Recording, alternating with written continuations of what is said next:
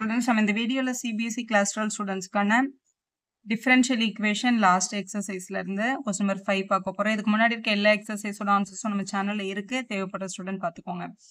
Linear differential ஈக்குவேஷனை பொறுத்த வரைக்கும் நம்ம கிட்ட ரெண்டு டைப் இருக்கு. ஒன்னு கொஸ்டின் பார்க்க dy by dx plus py is equal to q மாதிரி இருக்கலாம்.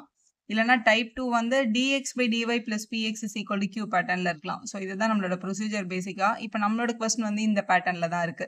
பாருங்க dy by dx இருக்கு क्वेश्चनல. ஆனா எப்பவுமே dy by dx க்கு முன்னாடி எந்த டேர்ம் இருக்க கூடாது. அது கோஎஃபிஷியன்ட் 1 தான் இருக்கணும். ஆனா இங்க கேள்வியில பாருங்களேன் cos squared x ன்னு இருக்கு. அதனால நம்ம அதை ஃபர்ஸ்ட் என்ன பண்ணிக்கலாம்? ரிமூவ் பண்ணிக்கலாம். அதுக்கு அப்புறம் இன்டகிரேட்டிங் ஃபேக்டர் கண்டுபிடிச்சு ஜெனரல் சொல்யூஷன் எழுதிடலாம். இன்டகிரேட்டிங் ஃபேக்டர் அப்படின்றது e to the power integration of p into dx. அதாவது y யோட கோஎஃபிஷியன்ட் எடுத்து அதை இன்டகிரேஷன் பண்ணனும் e யோட பவர்ல. ஜெனரல் சொல்யூஷனோட formula y into integrating factor equal to q into integrating factor dx plus c. சரி, முதல்ல இந்த ஃபார்முலா நம்ம கொண்டு வந்துக்கலாம் क्वेश्चन. சோ இது dy by dx பக்கத்துல cos squared x இருக்கிறதுனால இந்த ஈக்குவேஷனை த்ரூஅவுட் எல்லாரையும் cos squared x ஆல இப்படி டிவைட் பண்ணிக்கலாம். எல்லா டேர்ம்ஸ்க்கு கீழேயும் இந்த மாதிரி cos squared x அப்படின்னு போட்டுருங்க. இப்படி போட்டோம்னா இந்த cos squared x இந்த cos squared x என்ன ஆயிடும்? கேன்சல் ஆயிடும். இங்க tan x கீழே வந்து cos squared x இருக்கு. நம்ம சின்ன கிளாஸ்ல படிச்ச ரூல் 1 by cos x அப்படின்னா நம்ம அதை என்னன்னு எழுதிக்கலாம்? secant x அப்படின்னு எழுதிக்கலாம்ல. சோ இதுல வந்து dy by dx மட்டும் தான் ரிமைனிங் இருக்கு. இதுல 1 by cos squaredன்றதை நம்ம என்னன்னு எழுதிடலாம்? secant squared x dy எழுதிடலாம். இங்க வந்து tan x அப்படியே வச்சுட்டு கீழே இருக்க இந்த cos squared x மட்டும் நியூமரேட்டருக்கு கொண்டு போய் secant squared x அப்படின்னு எழுதிக்கோங்க. சோ ஏன் மேம் இதை வந்து tan வந்து sin by cos ன்னு எழுதி அதுக்கப்புறம் ஒரு காசை கேன்சல் பண்ணலாமான்னா பேசிக்கா டேனும் சீக்கன் ஸ்கொயர்டும் கலந்த மாதிரி நமக்கு நிறைய இன்டகிரேஷன் ரூல்ஸ் இருக்கும். அதனால இதை இப்படியே ஹோல்ட் பண்ணிட்டாலே நம்ம ஈஸியா ஆன்சர் பண்ணிடலாம். இப்போ இந்த கொஸ்டின் பார்க்க திஸ் இஸ் இந்த ஃபார்ம் ஆஃப். ஸோ இந்த ஃபார்ம்ல தான் இருக்கு. நம்ம டைப் 1 மாதிரி தான் இருக்கு. ஸோ இதுல ஃபர்ஸ்ட் பியும் கியூவையும் ஐடென்டிஃபை பண்ணணும். ஸோ பி அப்படின்றது ஒய்க்கு பக்கத்துல இருக்க கோஎஃபிஷியன்ட். நீங்க ஒய் பக்கத்துல என்ன இருக்கு? சீக்கன் ஸ்கொயர்ட் எக்ஸ் இருக்கா? சீக்கன் ஸ்கொயர்ட் எக்ஸ்ன்னு எழுதிக்கோங்க. கியூன்றது ஈக்குவல்ட்டுக்கு அந்த பக்கம் இருக்க நம்பர். அதுல ஒய்யே இருக்கக்கூடாது. இங்க இல்ல பாருங்க, எல்லாமே இன் டேர்ம்ஸ் ஆஃப் எக்ஸ்ல இருக்கு. கியூஸ் ஈக்குவல்ட்டுக்கு அந்த பக்கம் இருக்கிற டேர்ம் வந்து ஒரு tan எக்ஸும் ஒரு சீக்கன் ஸ்கொயர்ட் எக்ஸும் மல்டிபிள் இருக்கு. இது அப்படியே எழுதிக்கோங்க. இப்போ இன்டகிரேட்டிங் ஃபேக்டரை கண்டுபிடிக்கலாம். இன்டகிரேட்டிங் ஃபேக்டரை கண்டுபிடிக்கிறதுக்கான formula e to the power integration of p into dx எழுதியாச்சு. e to the power integration of p க்கு பதிலா இங்க நமக்கு என்ன இருக்கு? secant squared x. p வந்து இங்க in terms of x லயோ இல்ல கான்ஸ்டன்ட்டாவோ தான் வரும். ஏன்னா equation in terms of y ல எடுத்திருக்கோம் இல்லையா? அதனால இங்க எப்பவுமே dx போடணும் ஃபர்ஸ்ட் டைப்ல.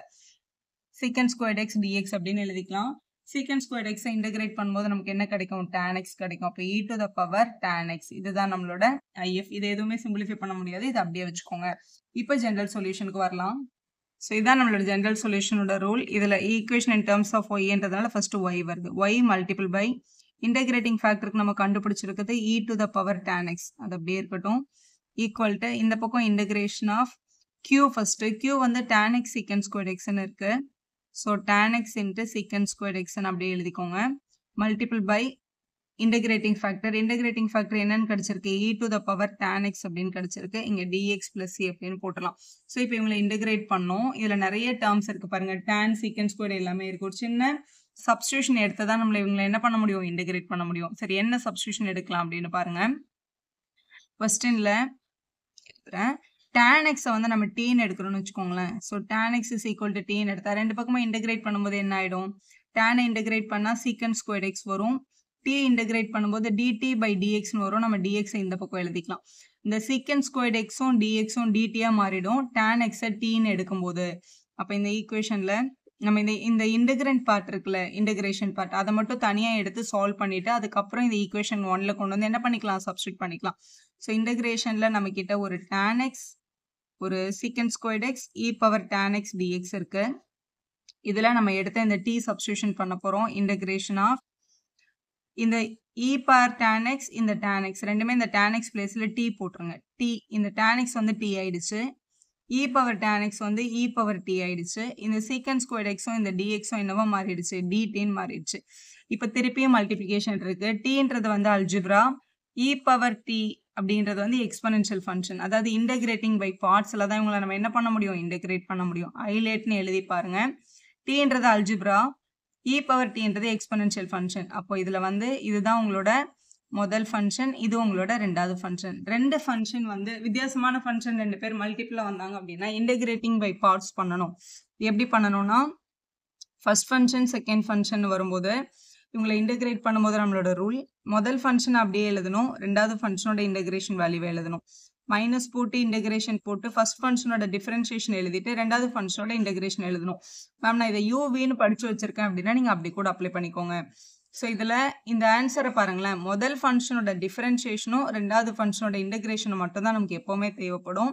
முதல் ஃபங்ஷன் வந்து t, அவங்களோட differentiation with respect to t பண்ணும்போது 1ன்னு வந்துரும். 2வது ஃபங்ஷன் வந்து e power t. e power t வந்து நம்ம இன்டகிரேட் பண்ணோம்னா அதே e பவர் t தான் வரும். இப்படி எழுதி வச்சுட்டு இன்டகிரேட் பண்ணுங்க, ரொம்ப ஈஸியா பண்ணிடலாம். ஸோ இதை வந்து இன்டகிரேட் பண்ணும்போது முதல் ஃபங்ஷன் எடுத்து, இதுதான் நம்மளோட ஃபார்முலா. முதல் ஃபங்ஷன் எடுத்து அப்படியே எழுதணும். ஸோ t அப்படியே எழுதிடலாம். அடுத்த 2வது ஃபங்ஷனோட இன்டகிரேஷன் வேல்யூ எழுதணும். 2வது ஃபங்ஷனோட இன்டகிரேஷன் வேல்யூ அதே e பவர் t போட்டாச்சு.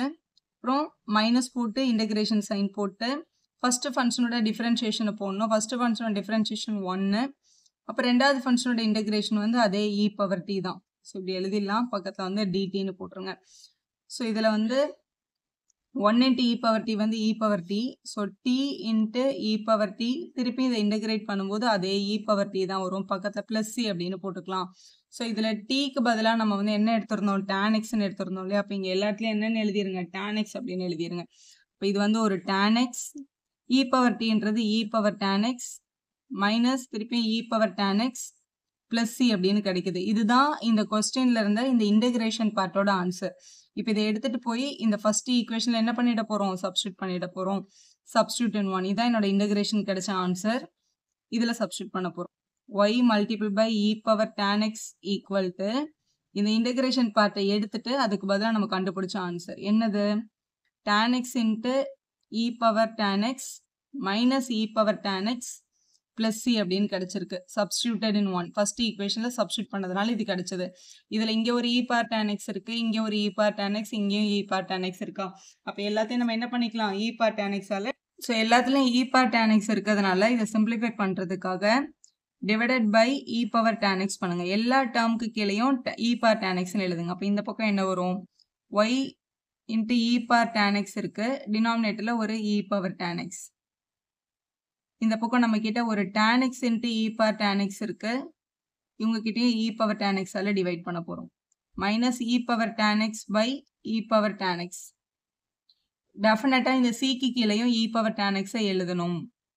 எழுதிட்டு இது கேன்சல் ஆயிடும், இது கேன்சல் ஆயிடும், இதுவும் கேன்சல் ஆயிடும். அப்போ ரிமைனிங் ஆன்சர் பாருங்க, y is equal to இங்க tan x மட்டும் இருக்கு, இங்க மைனஸ், இந்த ரெண்டுமே கட் ஆயிட்டதுனால இது 1 டைம், ஸோ 1ன்னு வந்துடும்.